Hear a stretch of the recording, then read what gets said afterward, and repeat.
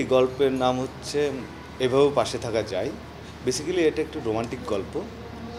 যদি আমি বলি যে খুবই সংক্ষেপে বলি যে আমাদের বর্তমানে দেখা যাচ্ছে যে ছেলে-মেয়ের মধ্যে রিলেশন ব্রেকআপ হওয়ার পরে দুজন দুজনের সাথে খুবই মিসবিহেভ করে। যে কেউ কারো সাথে দেখা করে না, কথা বলে না। দুজনই মনে করে যে আসলে এই দুজনের লাইফটা নষ্ট করেছে।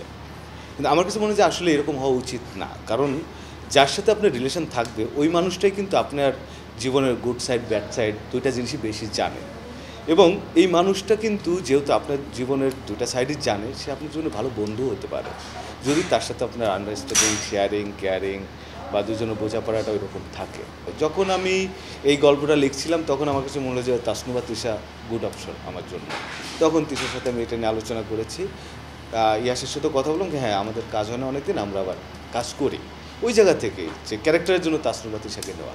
আমি বলবো যে ভ্যালেন্টাইনের গল্প হিসাবে this is very of track কোন সেন্সে আমরা আসলে ভ্যালেন্টাইনে যে ধরনের লাভ স্টোরি দেখি, এটাও একটা লাভ স্টোরি, বাট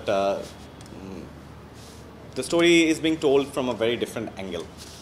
তো আমি জানি না এটা অডিয়েন্স কীভাবে নিবে, বিকজ এটা গতানুগতিক লাভ স্টোরি না, two different kind of love story. So but আমি হোপফুল আসলে কী হয়।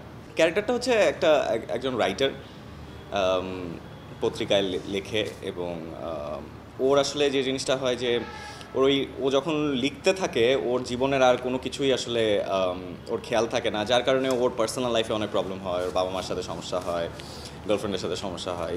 আমার ক্যারেক্টারটা এরকমই আর কি। হ্যাঁ।